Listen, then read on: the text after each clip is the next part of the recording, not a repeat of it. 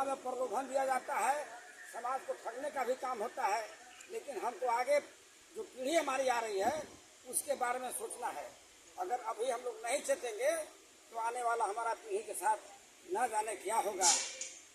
इसलिए आरक्षण जो हमको समाज सरकार कर रहा है उसके खिलाफ में लोकसभा के चुनाव हो या विधानसभा के चुनाव हो, हम उसके खिलाफ में काम करेंगे।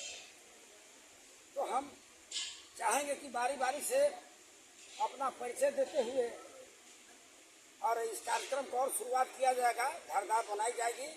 तो हम चाहेंगे कि शुरू से अपना अपना परिचय दें, नाम, कहाँ के हैं, इसके बाद कार्यक्रम पर सर जिला इकाई अरवल के विस्तार हम अरवल जिला के प्रखंड से लेकर पंचायत से लेकर के और ग्राम तक इस संगठन को हम फैलाना चाहता है। यह पहला एजेंडा है मेरा। दूसरा एजेंडा ये है, वर्ष 2014 से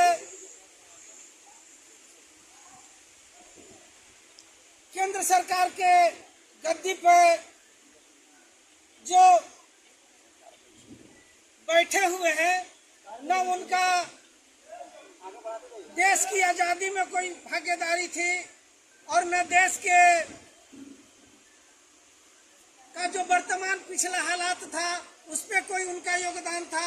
उनका योगदान शुरू से ही, जब से हमारा संविधान बन रहा था, वो वर्ग हमारा संविधान बनना नहीं देना चाहता था, जिसमें हिंदू सभा, हिंदू महासभा और आरएसएस, ये दो को ऐसा संगठन था जो शुरू से ही बाबा साहेब अम्बेडकर को विरोध कर रहा था। जब हमारा संविधान बन करके तैयार हुआ तो उस संविधान के अनुसार देश का संचालन जब शुरू हुआ तो उसके अनुसार हम लोग को प्रत्येक सेक्टर में संविधान में वर्णित जो अनुच्छेद है उसके अनुसार हम लोग को सारी सुविधाएं प्राप्त हुई। और उस सुविधा के अनुसार हमारे पूर्वज के समय से और आज तक हमने क्या खोया क्या पाया, इसकी भी समीक्षा हम वर्तमान समय में आज यहाँ करेंगे। और विगत 10 वर्षों से, खासकर 17 से हम बात बता रहे हैं। एक भाजपा का एमपी है, वो कहा था 17 में ही कि वर्तमान जो संविधान है इसकी आयु मात्र 17 वर्ष थी और 17 वर्ष के बाद इस तरह का संविधान का अब देश में औचित्य नहीं रह गया है, इसलिए इस संविधान को हमको बदल देने की आवश्यकता है। 17 में यह लिखित रूप से स्टेटमेंट ये सदन में बोला गया है। इसके बाद 15 अगस्त 2023 को देश के प्रधानमंत्री लाल किला से पूरे भारत देश के आवाम को संबोधित कर रहे थे। और उसी तिथि में एक अखबार है जिसका नाम है मिंट पेपर, उसमें प्रधानमंत्री का आर्थिक सलाहकार जिसका नाम विवेक देवराय है ने भी कहा कि वर्तमान संविधान को वर्तमान समय में अब कोई आवश्यकता नहीं है, इसलिए इस संविधान को एक तरफ प्रधानमंत्री संविधान का शपथ लेकर संविधान के दायित्वों का अनुसार जो सौंपी गई थी जिम्मेवारी, उसके अनुसार वो भाषण दे रहे थे। और दूसरी तरफ उनके जो आर्थिक सलाहकार थे वो दे रहे थे कि इस व्यवस्था को बदल देने की जरूरत है। और विगत यही इसी महीने में 10 तारीख को फिर भाजपा का जो अध्यक्ष है अनंत हेगड़े कहा कि संविधान को बदलने के लिए 400 से पार एमपी की हमको आवश्यकता है, तब जाकर के हम संविधान बदल देंगे। और अभी व्हाट्सएप पे चल रहा है, एक गया में कल भाषण दिया है भाजपा वाला, वो कह रहा है कि भारतीय संविधान में अकड़म बकड़म कुछ शब्द लिखा हुआ है, उसको हमको बदलना है। आप लोग सभी साथी देखे होंगे, अकड़म बकड़म शब्द लिखा हुआ है, उसको भी बदलना है। वहाँ बिहार सरकार के मंत्री आपको बैठा हुआ है प्रेम कुमार, और फिर वहीं पे मांझी जी भी बैठे हुए हैं। सरकार के सामने सरकार के निर्देशानुसार भारतीय संविधान का शपथ लेते हुए विधि द्वारा निर्धारित जो जिम्मेवारी दी गई है उसका एक तरफ शपथ लोग भाजपा वाले लोग ले रहे हैं और दूसरे तरफ कह रहे हैं कि अकड़म बकड़म शब्द लिखा हुआ है, इसको अब बदल देने की आवश्यकता है। इस पे चर्चा होगा। इसके बाद तीसरी बिंदु जो हम लोग निर्धारित किए हैं, आगामी 14 अप्रैल को विश्व का सूरज, अमेरिका ने बाबा साहब को सिंबल ऑफ द नॉलेज कहा है। बाबा साहब की जयंती आ रही है 14 अप्रैल को, और उसमें हम लोग किस ढंग से बाबा साहब के जयंती इस आचार संहिता में मनाएंगे, उस पर विधिवत चर्चा होगी। यही 3 बिंदु पर हम लोग विषय निर्धारित किए हैं। उसी पर उपस्थित लोगों से पारापारी हम आग्रह करेंगे कि आप अपना विचार व्यक्त करें, जिसमें आप वो पहले आप बोलिए। हाँ, बोल के आइए ना, इसके बाद एक चीज तो मैं जरूर कहूँगा कि हमारे समाज का यूज सभी ने किया, सब लोगों ने, चाहे जो पार्टी हो, सारे पार्टियों ने इसको यूज किया, और यूज करने के बाद डिस्पोजल ग्लास की तरफ फेंक दिया, किसी को कोई मतलब नहीं रहा।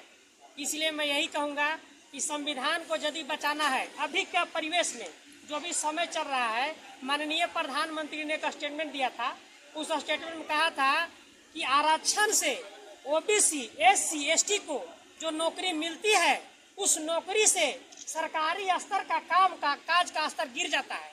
इसलिए मैं उसका जन्मजात विरोध करता हूँ। ये माननीय प्रधानमंत्री ने कहा है, मैं नहीं कह रहा हूँ, उन्होंने कहा है। और लास्ट में उन्होंने कहा है कि इस आरक्षण का मैं जन्मजात विरोध करता हूँ। एक बात बताइए, हमारा समाज का आदमी, यदि आरक्षण ना हो तो क्या हमारे लड़कन को नौकरी लगेगा? किसी को लगेगा नौकरी? तो जब आरक्षण नहीं रहेगा तो हम कहला उसको बैठाएंगे। और जो उसके साथ बैठा हुआ है, मेरा आदमी, जो कह रहा है कि हम तोरे है, यही वह अपने मलाई चाप रहा है, हमको कह रहा है कि हम तोरे ही वह, लेकिन रियल मेरा नहीं है। तो जब वो हमारा साथे नहीं है तो हम बीजेपी को, लोजपा के साथ क्यों है? हमारा समाज को उसको छोड़ देना चाहिए, कसम खाना चाहिए कि जो मेरे आरक्षण का, मेरे अस्तित्व का, मेरे इज्जत का ख्याल नहीं रखता हो तो हम उसका इज्जत क्यों ख्याल रखेंगे भैया?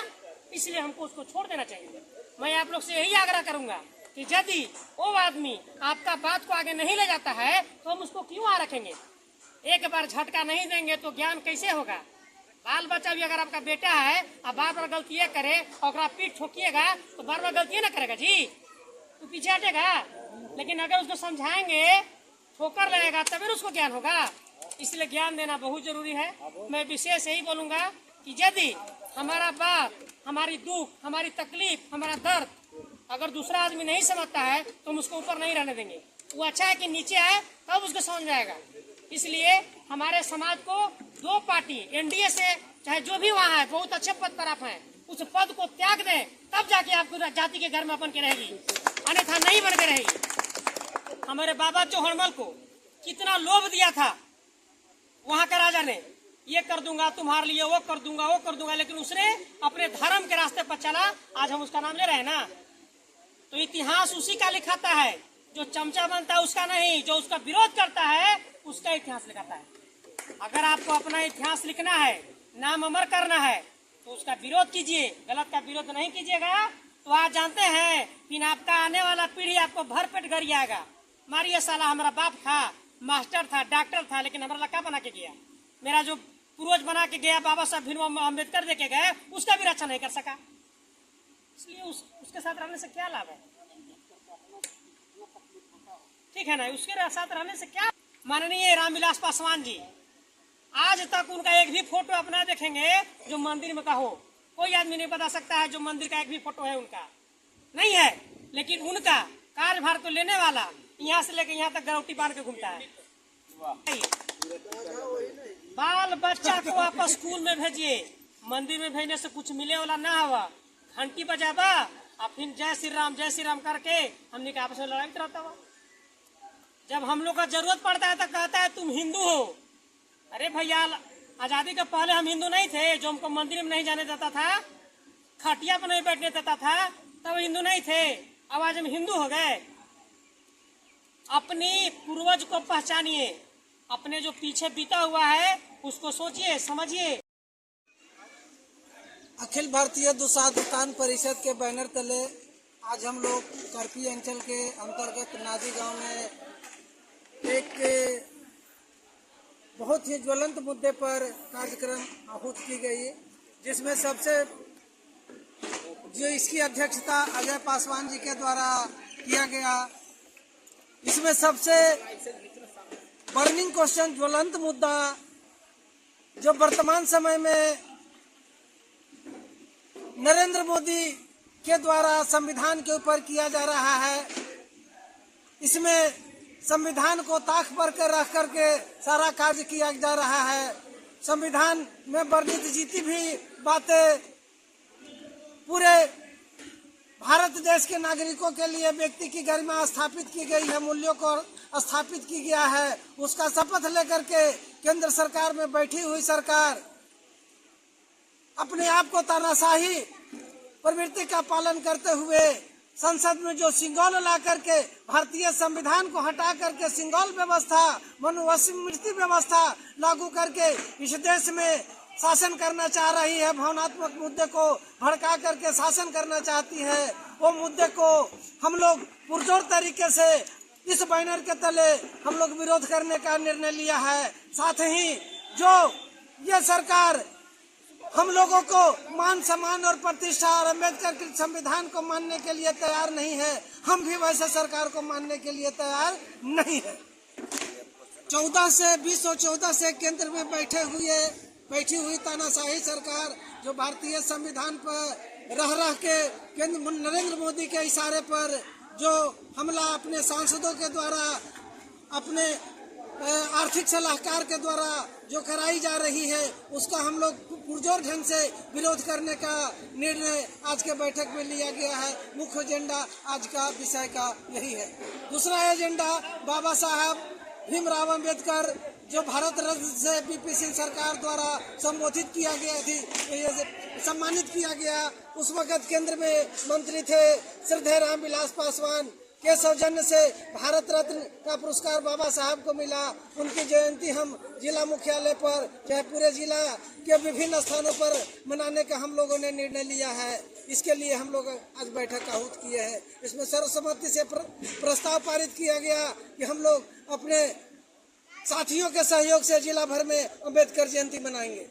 ये किसी जाति विशेष का बैठक है कि आप लोग का सामुदायिक पार्टी का बैठक है? नहीं, ये एक जाति अखिल भारतीय दुसाधुतान परिषद का बैठक है। आप अपना पूरा परिचय दीजिए। मेरा नाम अखिलेश कुमार, ग्राम रानापुर का एक कार्यकर्ता के रूप में आप लोग के बीच में हम अपना बात रख रहे हैं। परिषद में क्या आपका भूमिका है?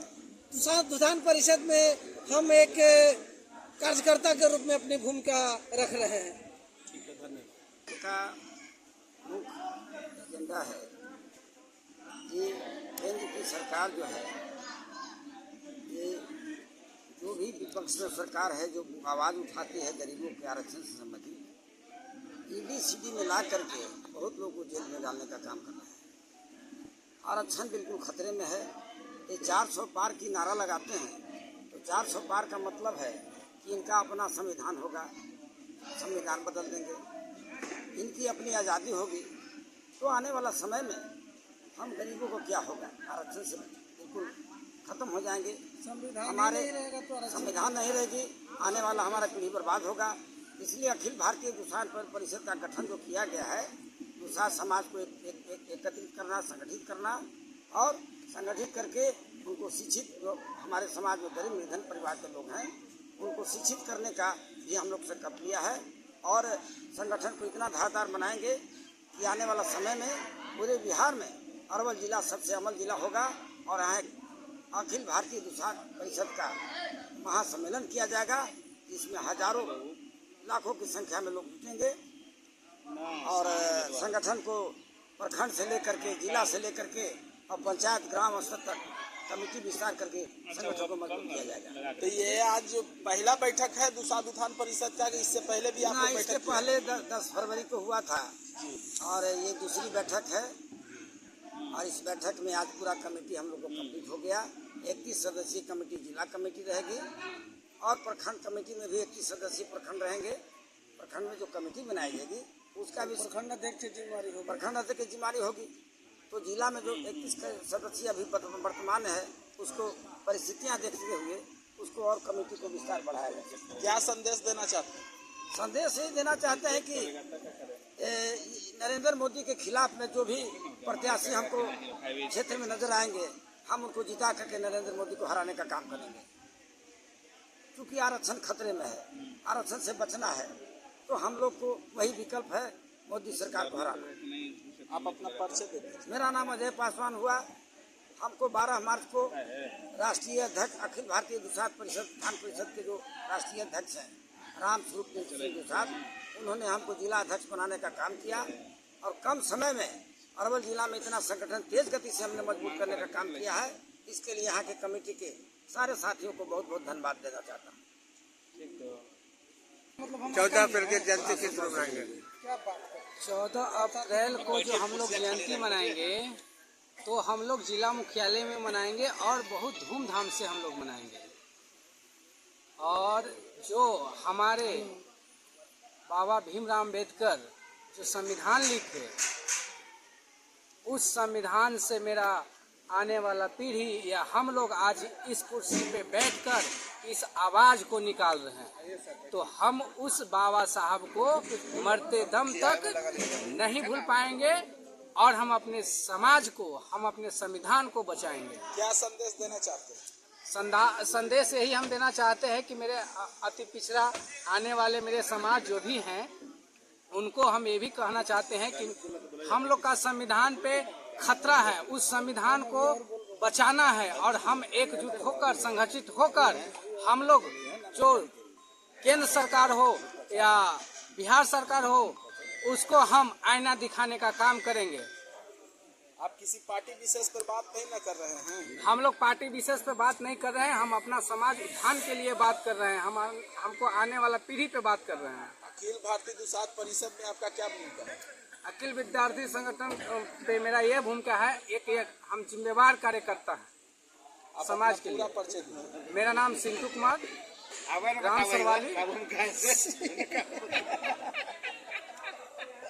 आज का कार्यक्रम का क्या उद्देश्य? आज का कार्यक्रम नायक लोग, अजय भाई है, वशिष्ठ भाई हैं, अखिलेश पासवान जी हैं, मीनानाथ पासवान जी हैं, बहुत पिंटू जी हैं, हमारा छोटे भाई उमेश पासवान जी हैं। ये लोग हमारे पास विचार विमर्श किए, आए स्थान पर। हम लोग ने बैठक तय किया कि आज 5 तारीख को हम लोग पूरे जिले का जो सामाजिक कार्यकर्ता अपने समाज के लोग हैं उनको बुलाएंगे और हमारे साथ जो घटनाएं हो रही है, जो हमको बेचा जा रहा है, इस पर विचार विमर्श करने का हम लोग का आज बैठक है। सूत्रों के अनुसार पता चला है कि घटक दल जब भी बैठक करती है, जब चुनाव प्रचार या चुनाव का जब टाइम होता है, तभी पासवान समाज एकजुट होने का काम करता है। इसमें आपको क्या कहना है? पासवान समाज सब दिन एकजुट है, एकजुट था, एकजुट रहेगा। ये बात कौन बोलता है? विषय तो ये बात का है कि पासवान समाज जिसको नेता मानता है, वो हमारी वोट को, हमारी संपत्ति को, हमारे परिवार का सहयोग को उन्होंने बेच करके भंजा रहे हैं। इस पर हम लोगों का बैठक करने का उद्देश्य हो गया है कि हम तो पहले भी एक थे, आज भी एक है, दल कोई रहे, मेरा समाज एक है। तो इस बैठक से संदेश क्या देना चाहते हैं? मैं देना चाहता हूं कि वार्ड से लेकर मुखिया तक, विधायक से लेकर मुख्यमंत्री तक, एमपी से लेकर प्रधानमंत्री तक, सब लोग कसम खाते हैं, शपथ लेते हैं कि मैं संविधान का रक्षा करूंगा। आज उस समय आ गया है, जो देश को रक्षा करने का अधिकार जिन्हें मिला है, वो संविधान को भंग करने की बात करते हैं, संशोधन करने की बात करते हैं, समाप्त करने की बात करते हैं।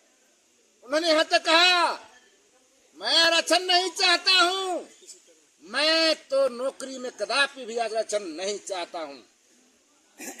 इस विषय का चिंता हमारे समाज के लोगों को बड़ा,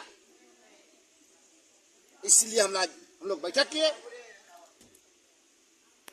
आप जानते हैं दोस्त सरकार महोदय जी, द्वापर में हनुमान जी सब सूर्य के निषाद को सूर्यभानु बोलते हैं, सबको निगल गए थे को पता था। सब वहां के लोग देवता लोग अपील किए ब्रह्मा जी कि बचाइए बचाइए, नहीं तो दुनिया अंधकार हो जाएगा। आज हनुमान कहे जाने वाले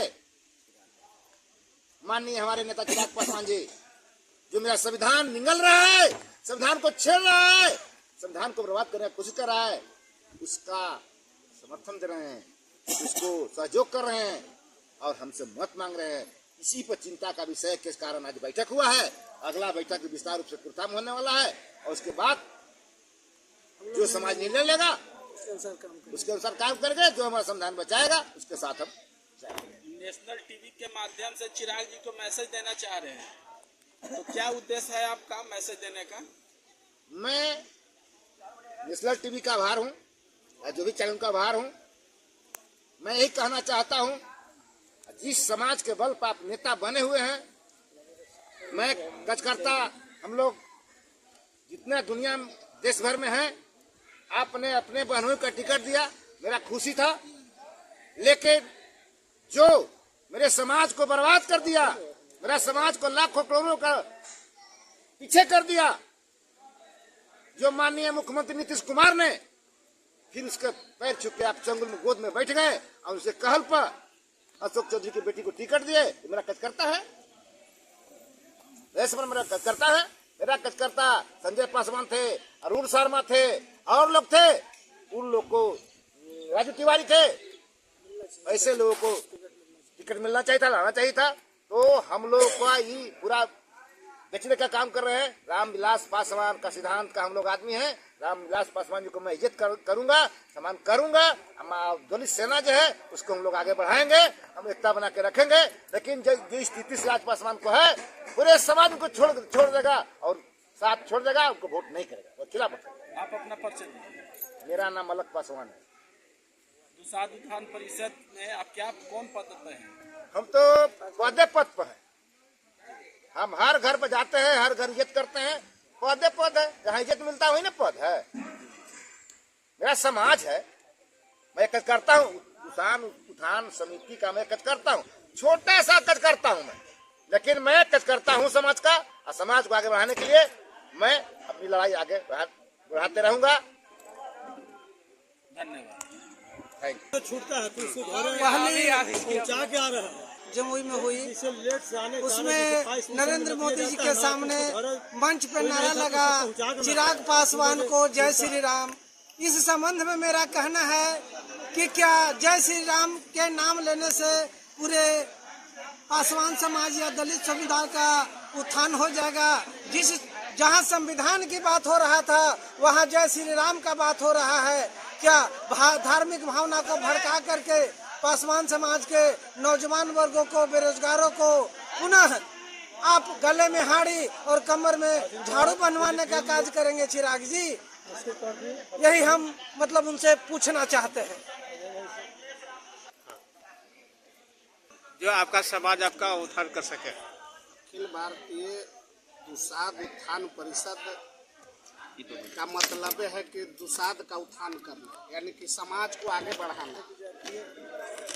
एक जातीय बैठक कर एक जातीय को एक दुसाध समाज को आगे बढ़ाना, किस तरह से हम अपने समाज को बढ़ाएंगे। और हमारे समाज का तो बेचने का काम माननीय चिराग पासवान जी कर ही चुके हैं। उन्होंने परम आदरणीय रामविलास पासवान जी को आत्मा को ठेस पहुंचाया।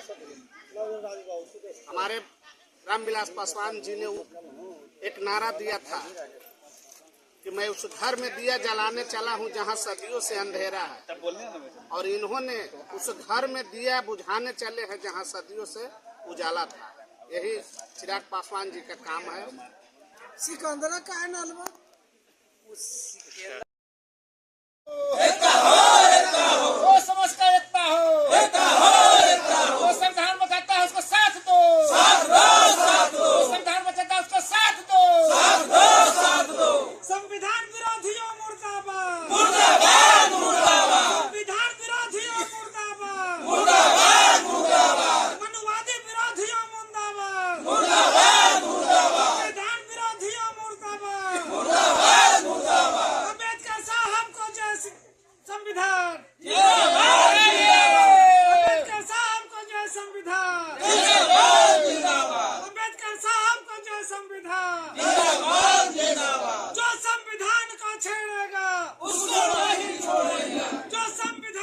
छेड़ेगा उसका थाली तोड़ेंगे, जो संविधान को छेड़ेगा उसका थाली तोड़ेंगे। इनकलाब जिंदाबाद, जिंदाबाद जिंदाबाद विलास पासवान जिंदाबाद, जिंदाबाद जिंदाबाद ऐसी एकता जिंदाबाद, जिंदाबाद जिंदाबाद पासवान एकता जिंदाबाद, जिंदाबाद